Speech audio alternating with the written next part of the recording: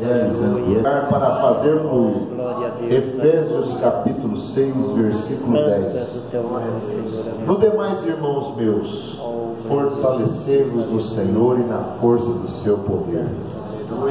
Revesti-vos de toda a armadura de Deus, para que possais estar firmes contra as astutas ciladas do diabo. Porque não temos que lutar contra a carne e o sangue, mas sim contra os principados, contra as potestades, contra os príncipes das trevas deste século, contra as hostes espirituais da maldade nos lugares celestiais. Portanto, tomai toda a armadura de Deus, para que possais resistir no dia mau, e havendo feito tudo, ficar firmes. Estai, pois, firmes, tendo cingido os vossos lombos com a verdade, e vestida a couraça da justiça, e calçados os pés na preparação do evangelho da paz, tomando sobretudo o escudo da fé, com o qual podereis apagar todos os dardos inflamados do maligno. Tomai também o capacete da salvação e a espada do Espírito, que é a palavra de Deus, orando em todo tempo, com toda oração e súplica no Espírito, e vigiando nisso com toda perseverança e súplica por todos os santos, e por mim, para que seja dada, no abrir da minha boca, a palavra com confiança, para fazer notório o mistério do Evangelho, pelo qual sou embaixador em cadeias, para que possa falar dele livremente, como me convém falar. Amém. Pode assentar. Amém, povo de Deus. Amém. Ontem foi uma noite de batalha espiritual. Amém, povo de Deus? Amém. Amanhã será um novo dia de batalha espiritual. Por quê? O apóstolo Paulo tinha uma visão mais completa quando falava em batalha espiritual. Ele falava sobre os servos do Senhor. Todo servo do Senhor necessariamente precisa andar em batalha espiritual.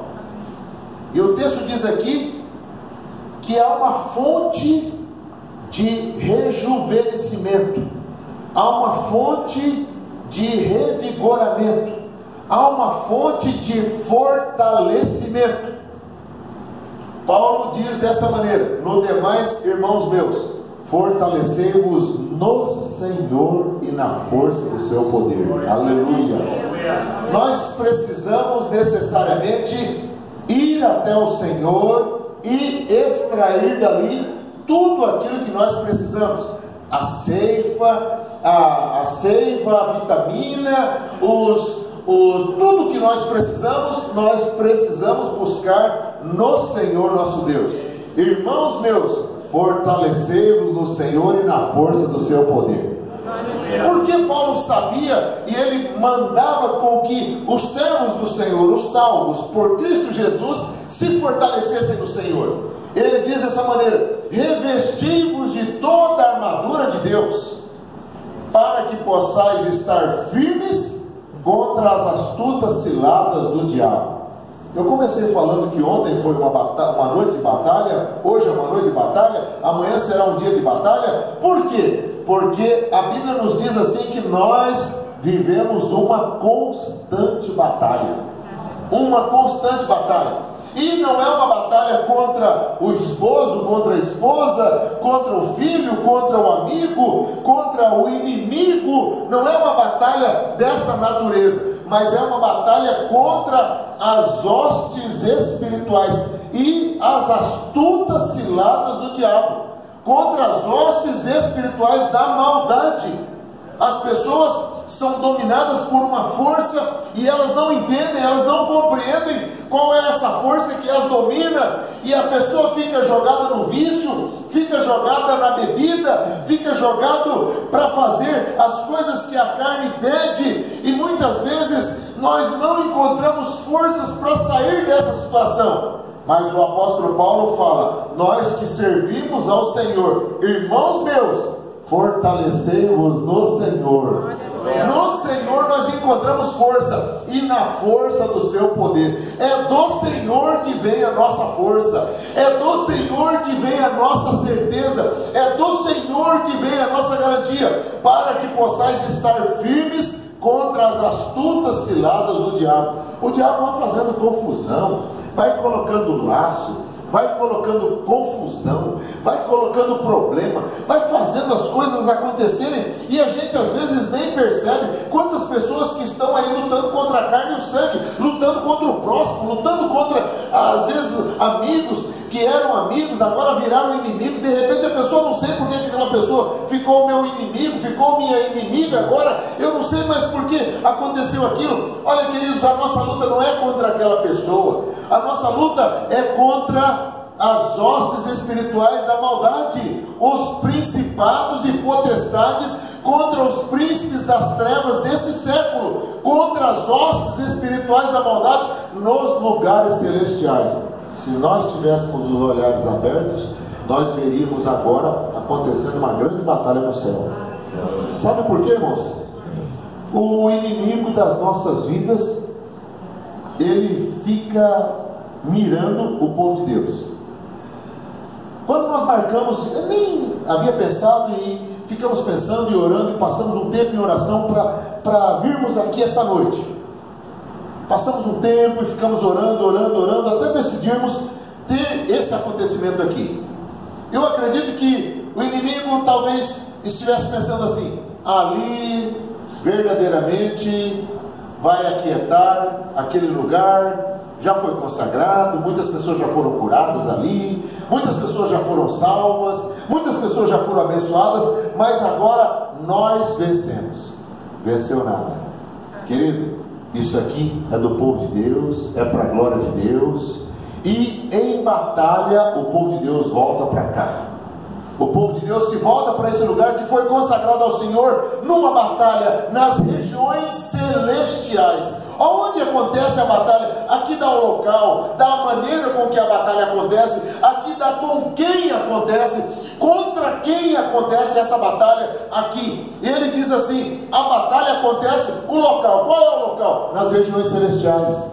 Nós não conseguimos enxergar com os nossos olhares a batalha que está acontecendo aí. Queridos, há nos céus uma grande batalha, como estava acontecendo nos dias de Daniel. Daniel entrou num propósito de oração e jejum, e ele ficou dobrado com os seus joelhos ali. Orou um dia, não teve a resposta de Deus. Orou 2 dias, não teve a resposta do Senhor. 3 dias, 4 dias, 5 dias, 10 dias. Orou 15 dias, orou 20 dias, orou 21 dias, não teve a resposta. No 21º dia veio a resposta, e o anjo desceu ali. O arcanjo Miguel chegou e disse para ele assim: Daniel, homem muito desejado, eu vinha trazendo a resposta das tuas orações, mas aí Satanás não o impediu, me barrou, e eu tive que voltar lá no céu, pedir reforço, deixei os anjos do Senhor lutando com Satanás, e aí então cortei, fiz a volta e cheguei até você. Amados, a nossa batalha acontece nos lugares celestiais. A nossa batalha é espiritual, hostes espirituais da maldade nos lugares celestiais. Aonde que Satanás vai atacar? Ele vai atacar nos lugares celestiais. Ele vai atacar aonde a gente não imagina. E a gente fica ali pensando: mas por que Deus não respondeu? Por que ainda não ouvi a voz do Senhor? Por que não aconteceu o milagre? Por quê? Continue em oração. Eu fiquei 21 dias, passei uma temporada, fiz uma campanha, fiz 2, fiz 3, fiz um tempo longo de oração. E por que demorou tanto para ver a resposta? Não demorou tanto, mas o Senhor queria ver a tua perseverança. Glória a Deus, porque na nossa perseverança nós possuímos as nossas almas. Jesus disse assim: na vossa perseverança possuí as vossas almas. E aí o que aconteceu? Daniel estava orando, e depois daqueles 21 dias, o arcanjo Gabriel chegou e disse para ele, o arcanjo Miguel chegou e disse para ele: Daniel, você estava orando, eu tive que buscar reforço nos céus, mas aqui eu estou trazendo a resposta das tuas orações. Essa batalha que está acontecendo neste local aqui, meus amados, tem um objetivo, e o Senhor já está respondendo às nossas orações. Isso aqui é resultado de oração, e o Senhor vai continuar agindo, vai continuar operando, mas nós temos que entender que a nossa batalha, nós não temos que lutar contra a carne e o sangue, mas contra os principados, a autoridade maior, contra as potestades, a autoridade territorial menor, contra os príncipes das trevas desse século. Aí um grupo menor ainda, reduziu menor o quadro, contra as hostes espirituais da maldade, aqueles demônios inferiores, menores, pequenos. Existe essa categoria, existe no mundo espiritual, existe isso, e nós sabemos que isso acontece, mas o Senhor nosso Deus já disponibilizou o Espírito Santo para estar conosco, já disponibilizou os anjos para estar conosco, e já colocou a sua presença. Jesus mesmo disse: estou convosco todos os dias até a consumação dos séculos. Então Jesus está conosco. Portanto, tomai toda a armadura de Deus para que possais resistir no dia mau. Sabe aquele dia amargo? Sabe aquele dia difícil? Sabe aquele dia que a gente não está suportando? Sabe aquele dia que a gente não está aguentando? É o dia mau. É aquele dia quando a batalha travou de tal maneira. Eu me lembro de um irmão, lá no começo, quando nós iniciamos um trabalho, uma obra, numa outra cidade, bem longe. Nós começamos um trabalho, e um irmão, um novo convertido, aceitou Jesus. Pouco tempo, a esposa dele foi para a igreja, entregou a vida para Jesus, ficou perturbada, endemoniada, e o Senhor libertou aquela irmã. E aí ela falou para o marido falou: eu vou lá para ver. E chegou lá, estávamos no culto acontecendo. Na hora que ela foi receber a oração, o demônio incorporou e virou e apontou o dedo para ele assim. A esposa endemoniada apontou o dedo para ele e falou assim: eu que te tirei do trabalho. Eu não sabia de nada que estava acontecendo, mas o demônio apontou. Ele ficou assustado, espantado assim. Aí ele ficou liberto. No outro dia, eu e a esposa fomos lá na casa dele. Chegando lá: irmão, o que está acontecendo? Não, está tudo bem, eu não entendi aquilo que aconteceu, mas eu entreguei minha vida para Jesus, e agora eu sei por que o patrão foi mandado. O patrão chegou para mim e disse assim: olha, eu estou te mandando embora, e eu nem sei por quê. Era um bom funcionário, não faltava no trabalho, dedicado. De repente o patrão mandou embora, e ele falou assim: olha, eu não entendi por que é que estava acontecendo aquilo. E aí ele ficou liberto, estava feliz com Jesus. Passado 15 dias, mandaram chamar: pastor, vai lá na casa do irmão Rinheiro, porque ele está passando muito mal. Eu cheguei lá, encontrei o irmão desmoronado. Pastor, eu não sei o que está acontecendo, eu não sabia que com Jesus era tanta dificuldade assim, eu estou num peso aqui, estou numa angústia. Ele começou a reclamar e começou a falar, e a gente percebia que era na região celestial, era nas emoções, era no interior daquele irmão. E ele falou: eu não estou aguentando, não estou suportando, eu não sabia, eu não pensava que era tão difícil assim. Eu falei: então tá. Fui ouvindo aquele irmão, fomos ouvindo. Daqui um pouquinho eu falei para ele: bom, agora terminou, irmão, terminou. É assim que o irmão está? É. Então se prepare.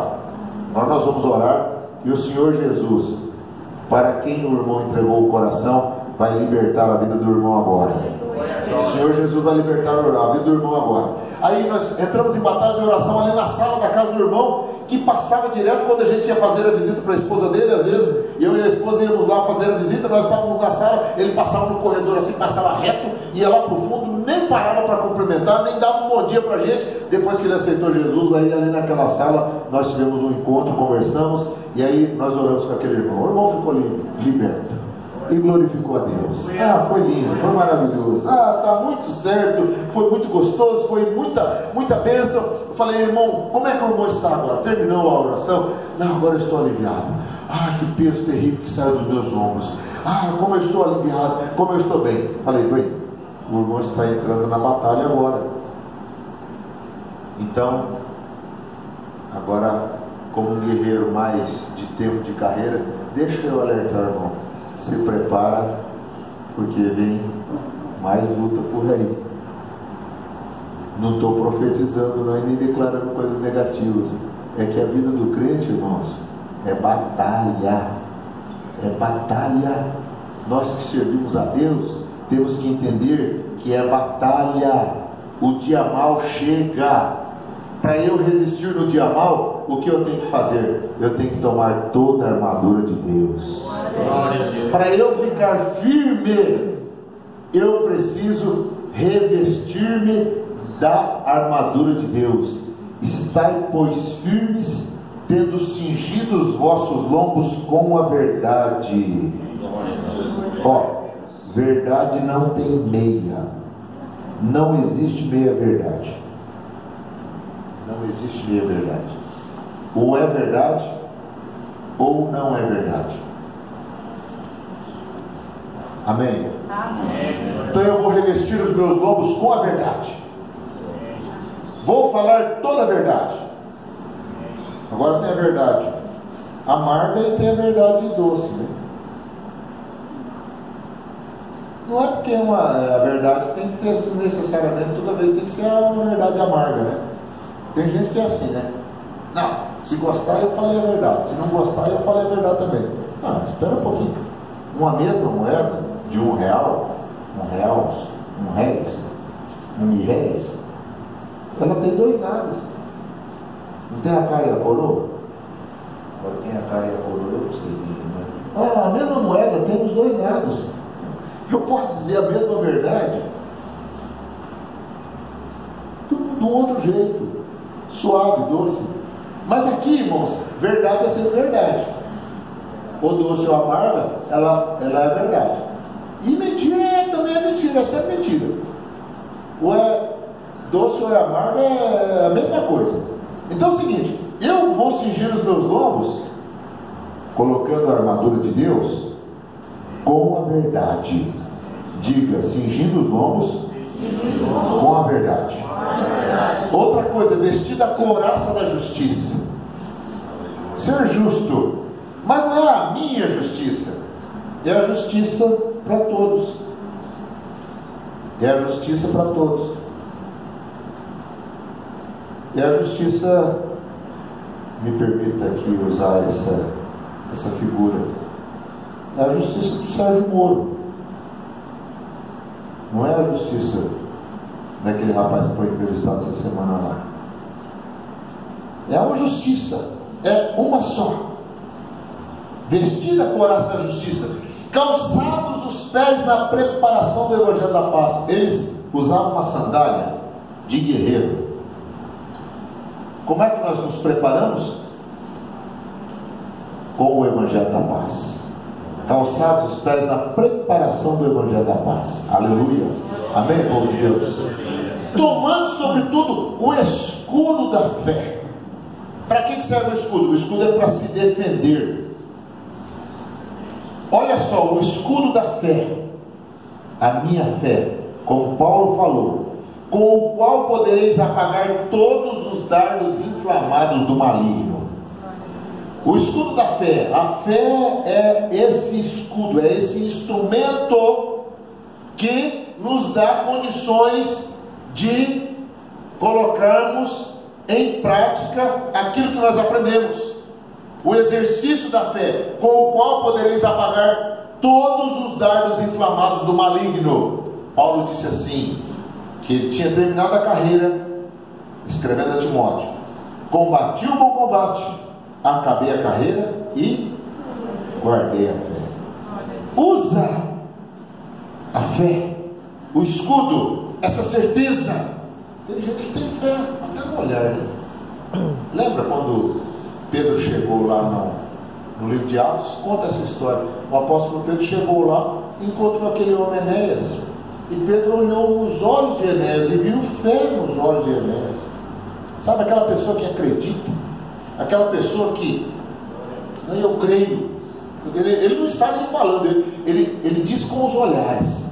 Com os olhares ele fala: eu tenho fé, eu creio.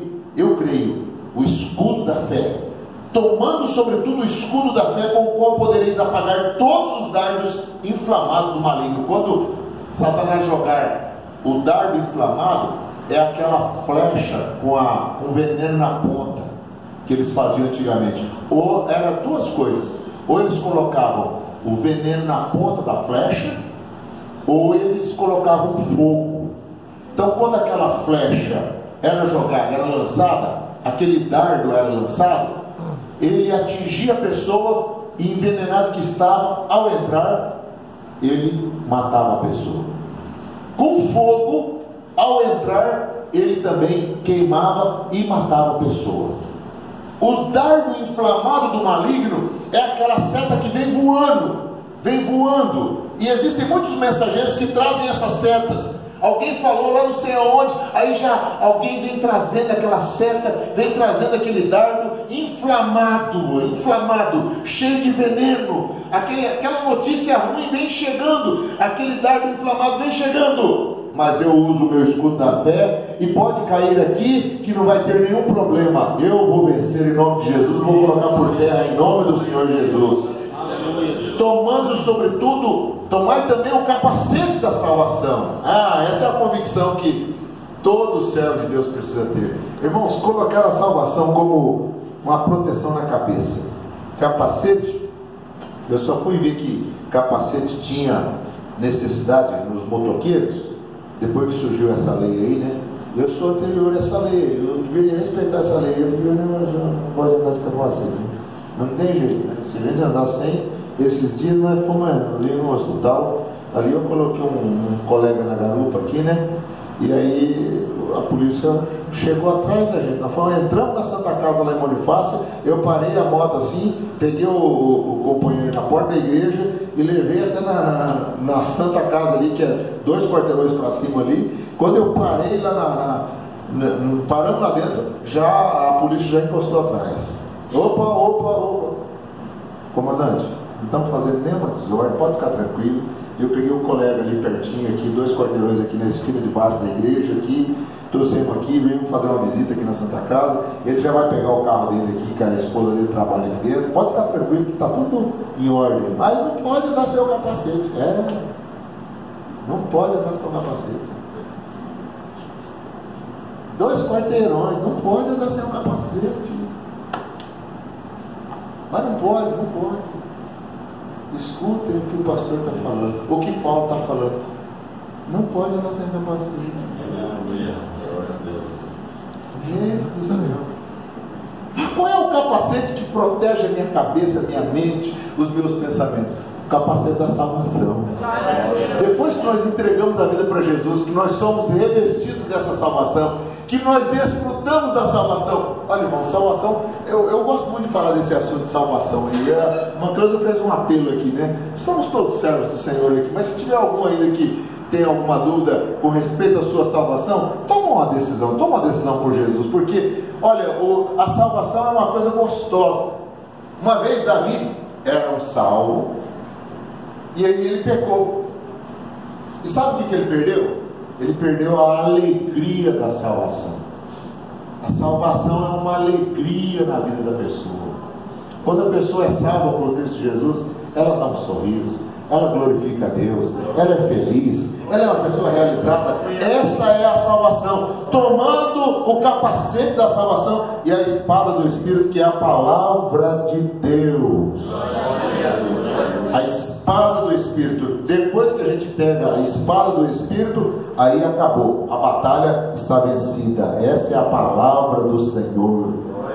E para nós encerrarmos, orando em todo o tempo, com toda oração e súplica no Espírito, e vigiando nisso com toda perseverança e súplica por todos os santos. Amém? Orando em todo o tempo. Amém, povo de Deus? Amém. Vamos ficar em pé nesse momento?